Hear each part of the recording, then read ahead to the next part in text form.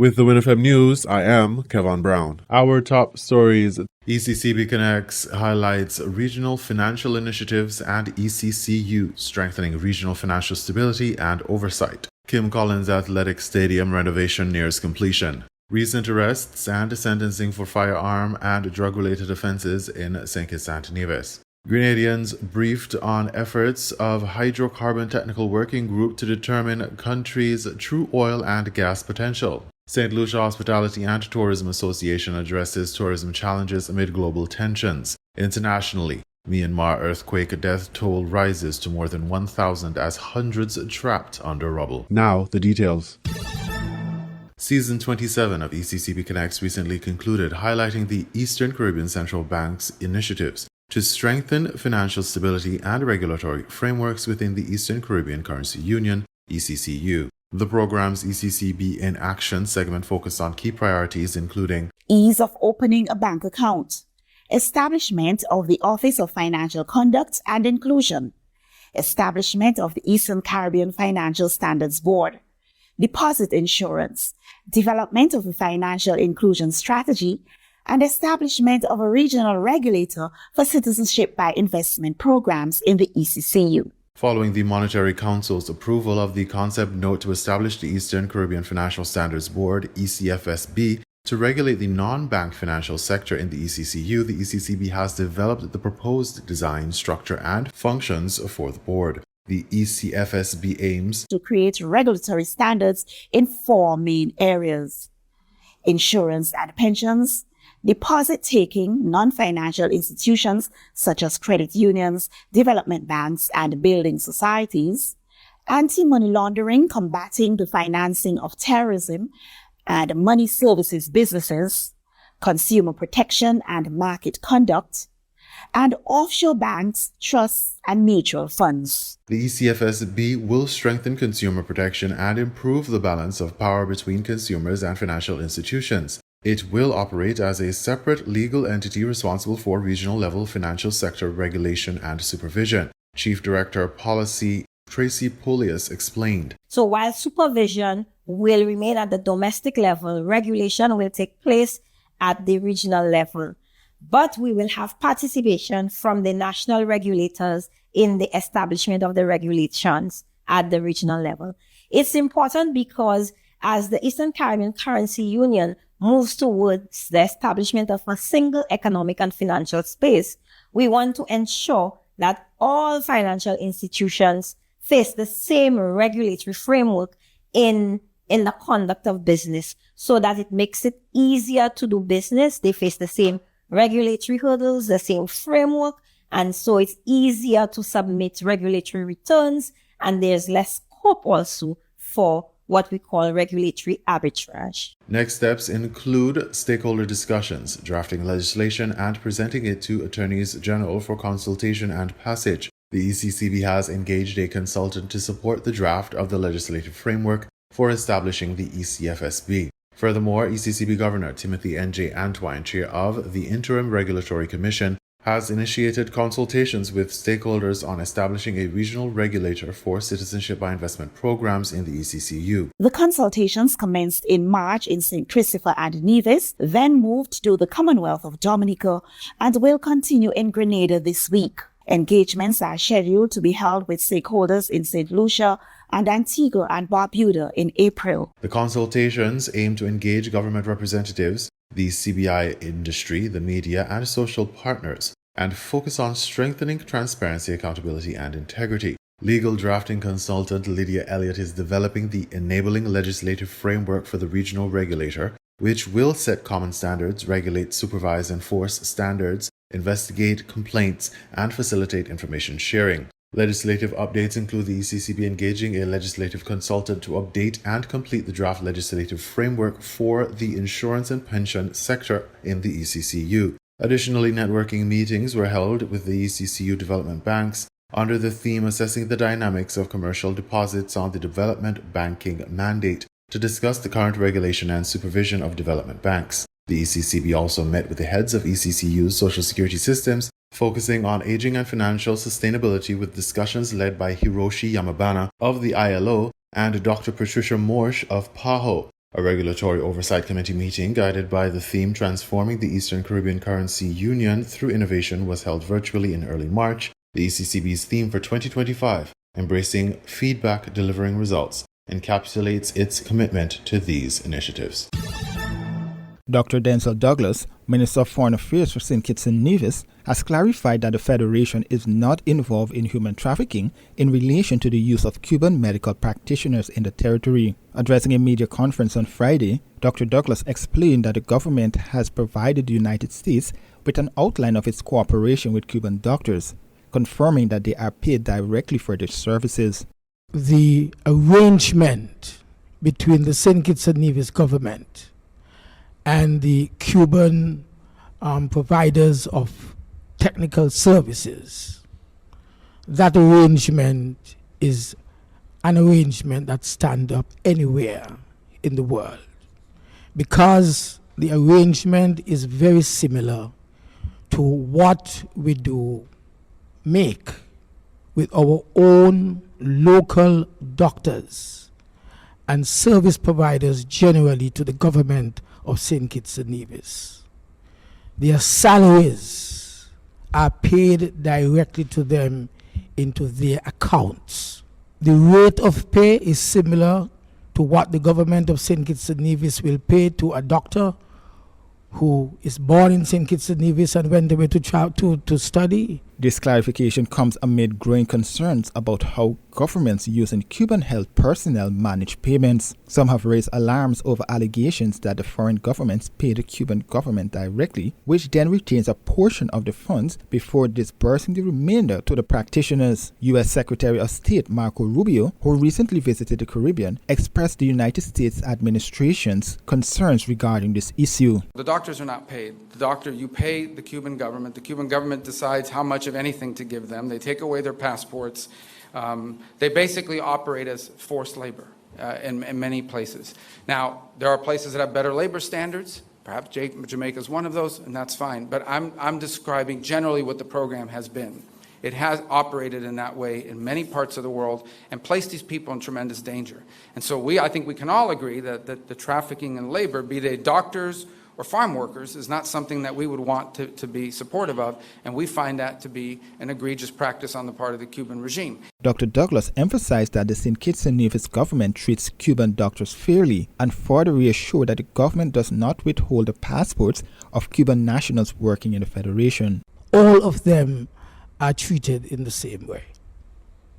Their vacation is provided for. There was a question as to whether they have their own passports or we hold in their. We do not tell people what to do with their passports. They have their own passports. We don't hold their passports.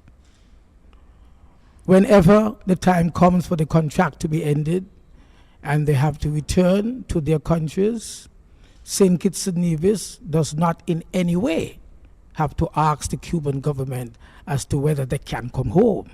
They have signed individual contracts with the government in order to provide services.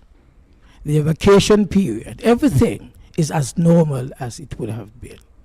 So I don't think that, with respect, that the distinguished Secretary of State, Rubio, is making any specific reference to St. Kitts and Nevis. Additionally, there are increasing concerns that banks across the region are facing pressure not to service Cuban nationals, further complicating the situation. In fact, one of the things that we pointed out to the envoy when we were in Washington about 3 weekends ago, even in situations like Barbados, some of the bankers, we understand, were afraid, reluctant to allow them to open accounts because of what is out there with regard to international sanctions to bankers and banks who would do business with Cuba.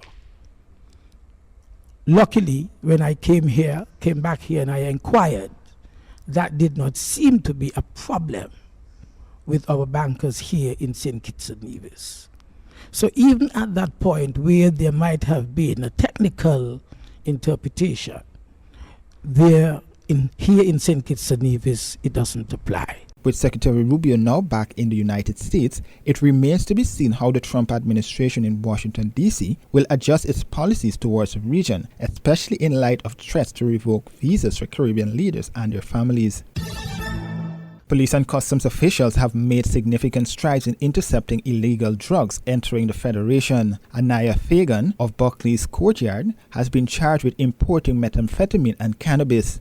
In a media statement issued on Saturday, police announced that Fagan was facing 7 charges from the St. Kitts and Nevis Customs and Excise Department. The charges are importation of cannabis, importation of methamphetamine ecstasy, importation of cannabis with intent to deceive a customs officer, importation of methamphetamine ecstasy with intent to deceive a customs officer, importation of restricted goods, specifically cannabis, and knowingly attempting to evade a customs officer, importation of methamphetamine ecstasy, and knowingly attempting to evade a customs officer, submitting false documents.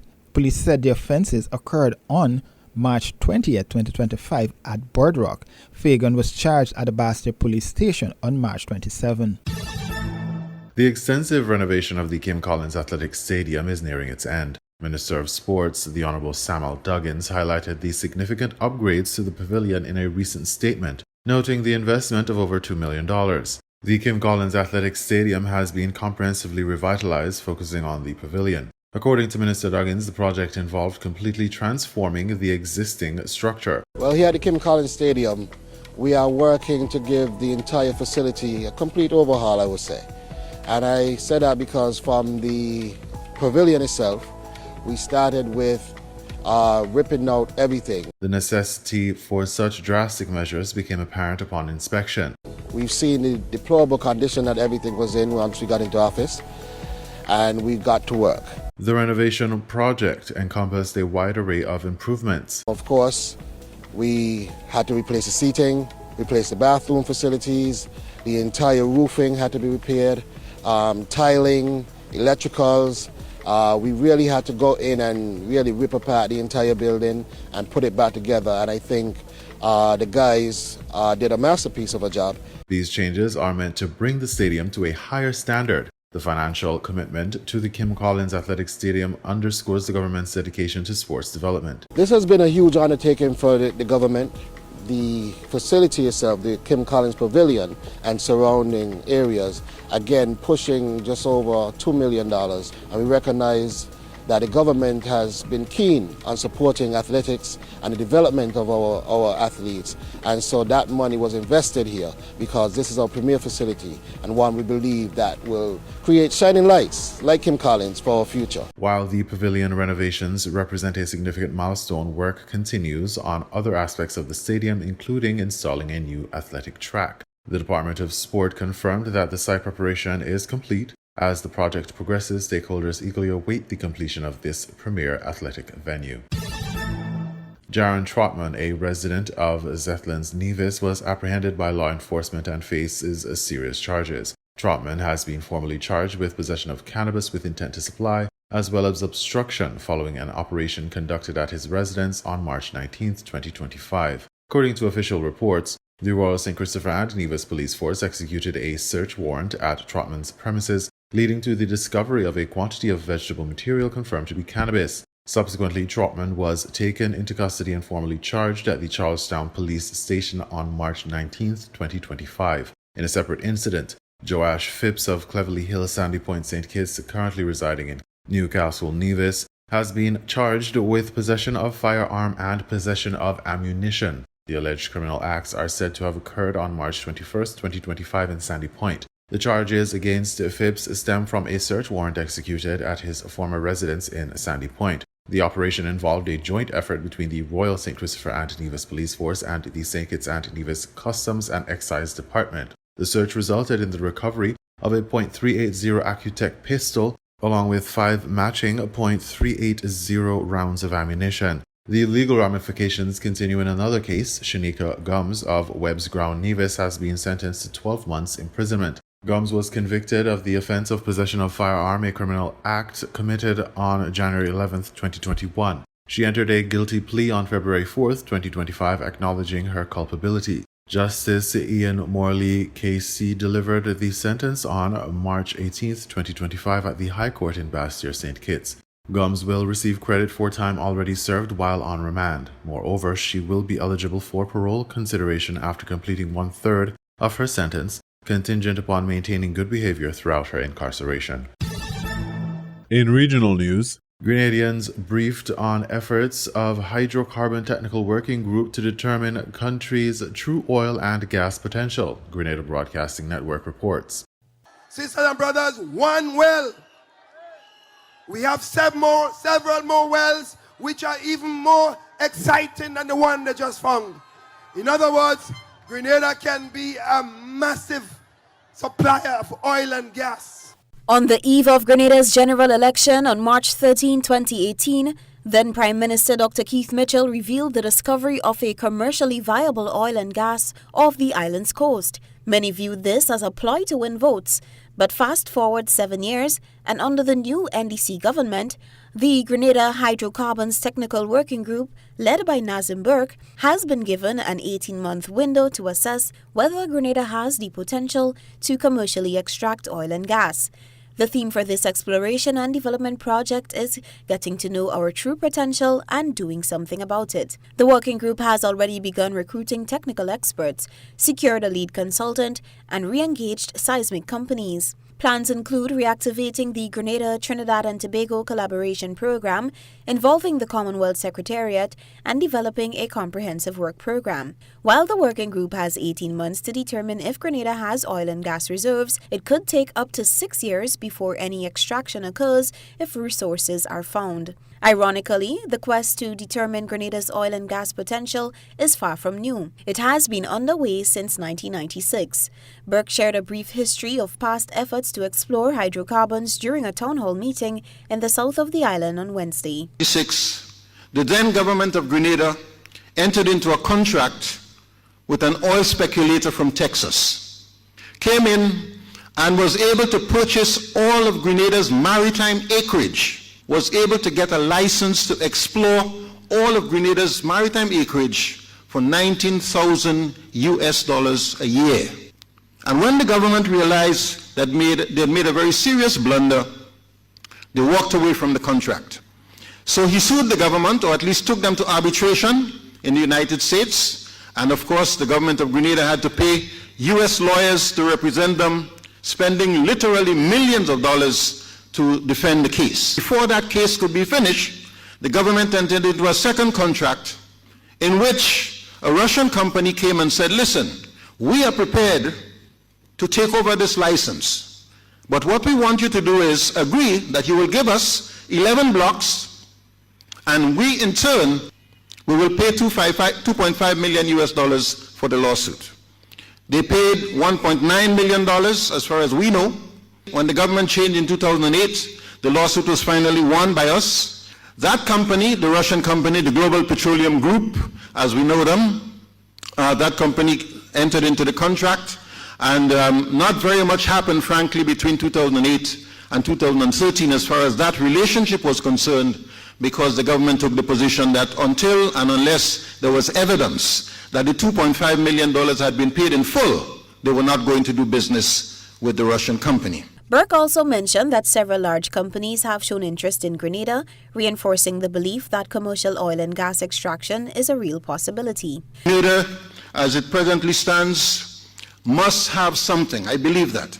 And the reason we say that is that several companies, whether we're talking about Shell, Petro-Canada, the Canadian oil company, Exxon, Repsol, the Spanish oil company, Petrobras, the Brazilian oil company, and all of these companies have all expressed an interest in coming into Grenada and doing some work. Acknowledging concerns about the environmental impact of oil and gas exploration, Burke reassured that any revenue generated from these new resources could be invested into creating a greener economy for Grenada. You can't just say, I'm going to set up a solar farm, or I'm going to only use electric vehicles from now on. Somebody has to pay for it. And the challenge of finding money to pay for green development is a very serious challenge.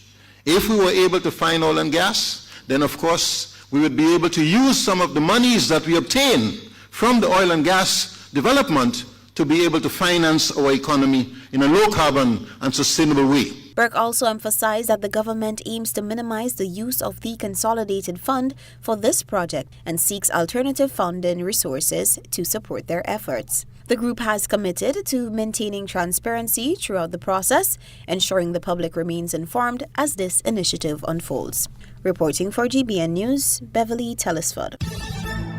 St. Lucia Hospitality and Tourism Association addresses tourism challenges amid global tensions. DBS St. Lucia has that story. During the St. Lucia Hospitality and Tourism Association's annual general meeting, SLHTA CEO Norani Aziz addressed concerns about the ongoing trade war between China and the U.S. Several resorts on the island import resources from the U.S. and China. Aziz says that the SLHTA has been canvassing a number of consultants for their insights on the matter. Additionally, he says the SLHTA has been trying to capture data to take an informed position on these global challenges. Since COVID, the issue of the increased cost of shipping has been quite burdensome to the industry. While many applaud the increase in numbers and the increase in ADRs on some of our properties, the harsh reality is that cost of production, cost of operating these plants has significantly increased. And that in large part is due to the difficulty in accessing products from international markets. Aziz says that he anticipates one of the key priorities for the incoming non-executive board of directors elected at Friday's AGM will be to review the gathered data. Then, he says, the board should position the SLHTA to effectively guide its members on strategies for building resilience within the industry. Notwithstanding the global players involved, Aziz says the SLHTA is still noticing a healthy demand for St. Lucia that is driving investment and employment. SLHTA President Erwin Louisi highlighted some of the challenges faced by the industry locally. Whatever is happening nationally affects tourism. And you get our members speaking to that. There's the transportation, the time it takes to get from one place to another, just the social ills, just about everything. And there's a quest for skilled human capacity building. This is one of the things that we want to focus on because tourism is ours. So we need to build our capacity. Louisi says a vision is for both locals and visitors to know and appreciate the history of St. Lucia's landscapes, buildings and structures such as the Mulashik Lighthouse, which is the second tallest in the world.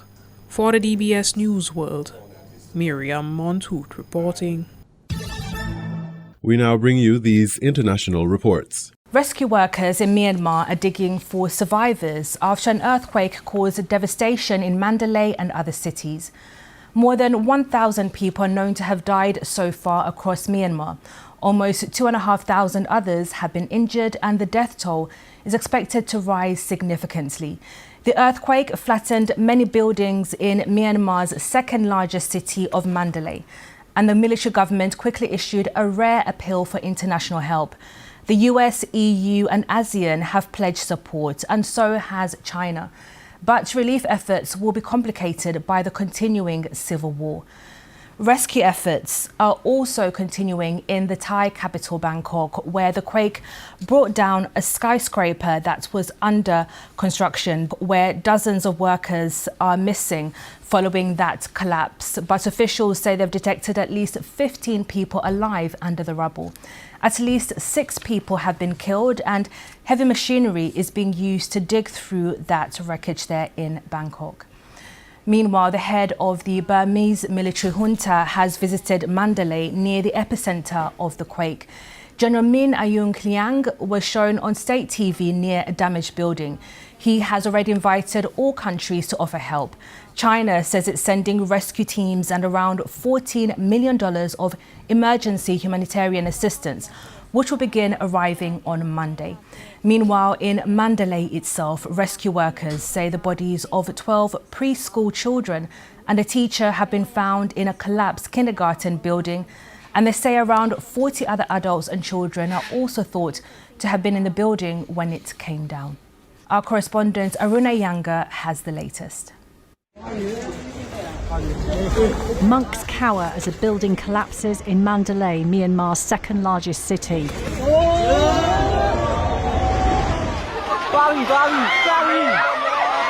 Shock and fear as a pagoda on a Buddhist temple topples down.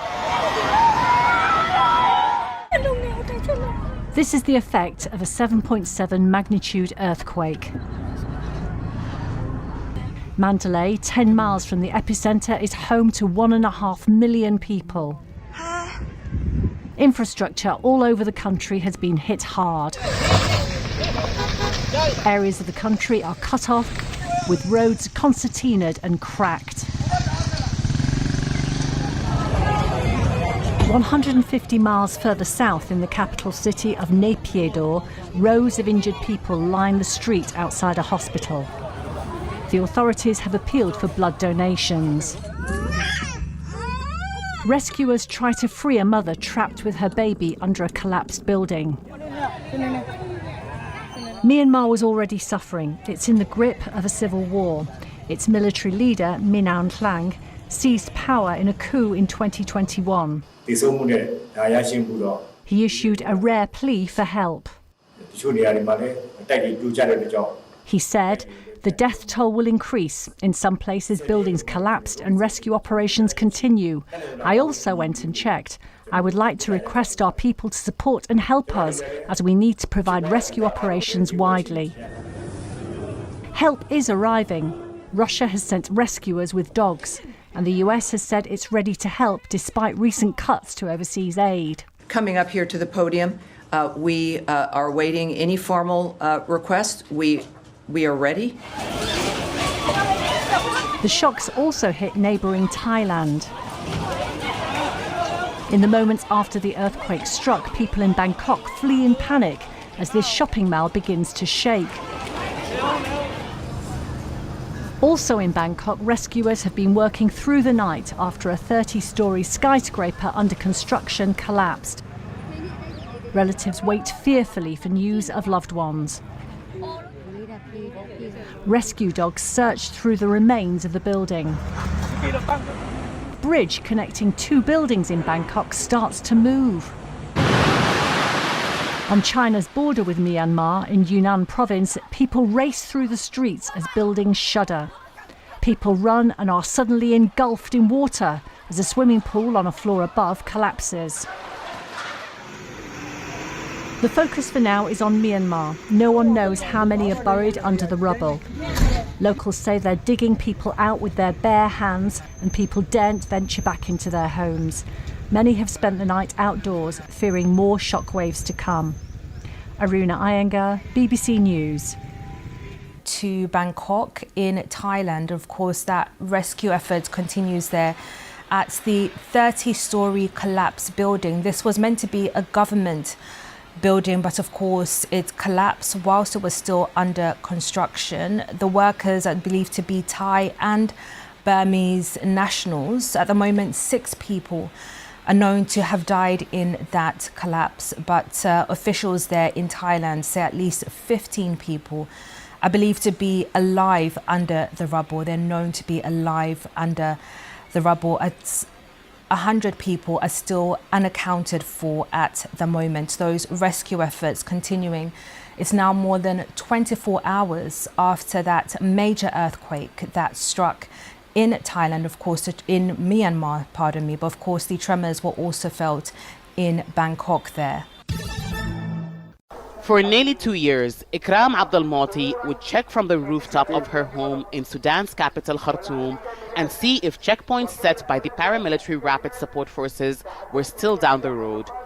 Her life was disrupted when the war between the army and the paramilitary RSF started in April 2023. The RSF had taken over her neighborhood during the first days of the war and set up roadblocks on 60th Street, one of Khartoum's famous streets.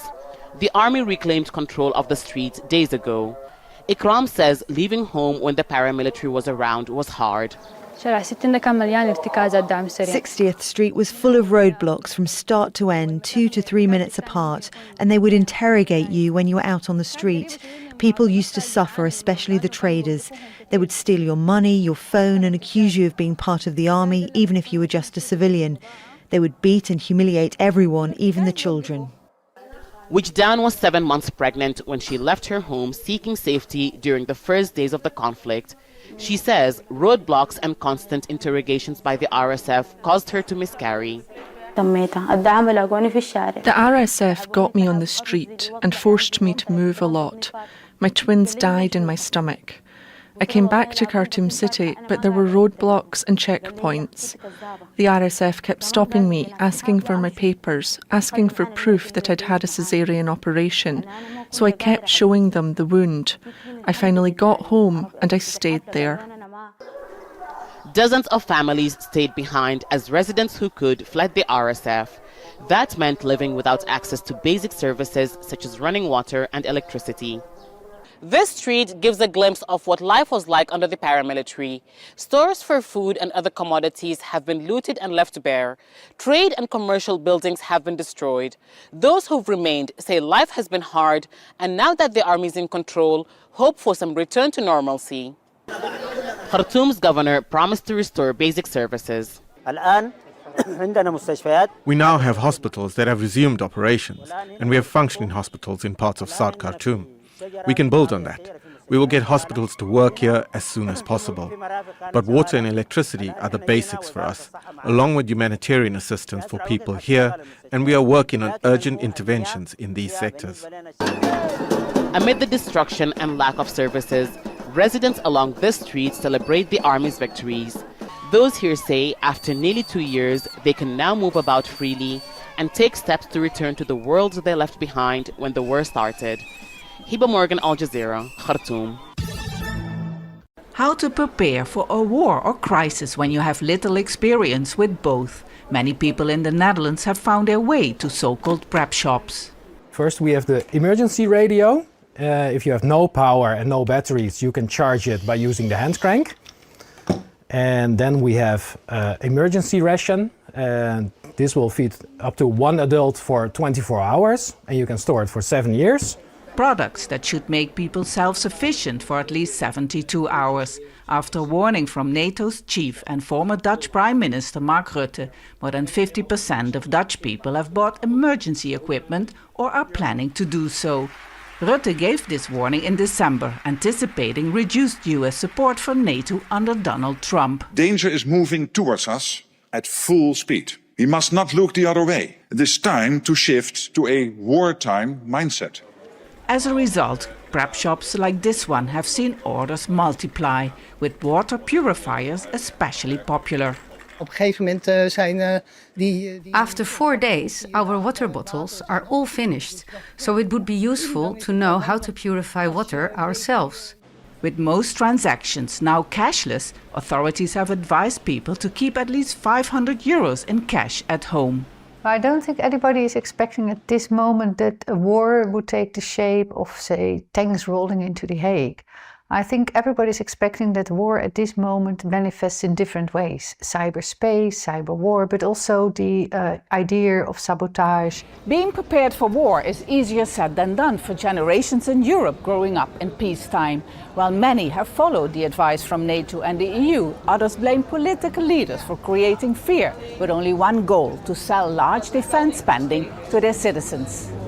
To cut dependency on the United States and anticipate possible threats from Russia, the European Union has announced a package of $860 billion for defense. This whole talk about prepping emergency kits and the possibility of war coming to us is a way of preparing our minds for war and also starting an arms race. But if we start an arms race with Russia, then actually you can get into a dynamic which in the end will make all of us more insecure. Thinking about peace, about diplomacy, will actually disappear.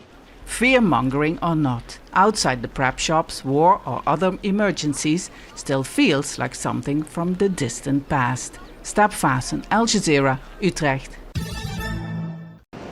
Wall Street's main indexes ended sharply lower on Friday, with the Dow dropping 1.7%, the S&P 500 shedding nearly 2%, and the Nasdaq nosediving 2.7%. Inflation and tariff worries were compounded by more downbeat consumer sentiment data, explains Kevin Nicholson, Global Fixed Income Chief Investment Officer at Riverfront Investment Group. Stocks are down largely because of the tariff situation that we have going on, and you combine that with a University of Michigan consumer confidence survey that came out that showed that inflation expectations have risen both in the short term and in the long term. From a 1 year perspective, expectations are for inflation to be at 5%. And when we look out 5 years, the expectations are for inflation to be 4.1%. Now, that 5-year number is as high as it's been in 32 years. And so that has the market a bit spooked. Friday marked the NASDAQ debut of CoreWeave, an AI infrastructure company backed by NVIDIA. Shares opened nearly 3% below their offer price and ended the session flat. CoreWeave's week debut could crush hopes of a meaningful recovery in stock market listings, especially as equity markets grapple with tariff-related turmoil. NVIDIA closed lower, as did Apple, Amazon, and the rest of the Magnificent Seven stocks. Auto stocks fell for a second day, with General Motors and Ford losing ground, weighed by President Trump's 25% tariff on auto imports set to begin next week. And shares of Lululemon Athletica plunged 14% after the sportswear maker lowered its annual forecasts, citing unpredictability around tariffs. Mining companies provided a bright spot, with Harmony Gold rallying 9.5% and Gold Fields climbing 4.5% as gold prices continued to climb due to trade war concerns. You were listening to the WINN FM 98.9 newscast. Our top stories were ECCB Connects highlights regional financial initiatives and ECCU strengthening regional financial stability and oversight. Kim Collins Athletic Stadium renovation nears completion. Recent arrests and sentencing for firearm and drug-related offenses in St. Kitts and Nevis. Grenadians briefed on efforts of Hydrocarbon Technical Working Group to determine country's true oil and gas potential. St. Lucia Hospitality and Tourism Association addresses tourism challenges amid global tensions. Internationally, Myanmar earthquake death toll rises to more than 1,000 as hundreds trapped under rubble. Thank you for listening.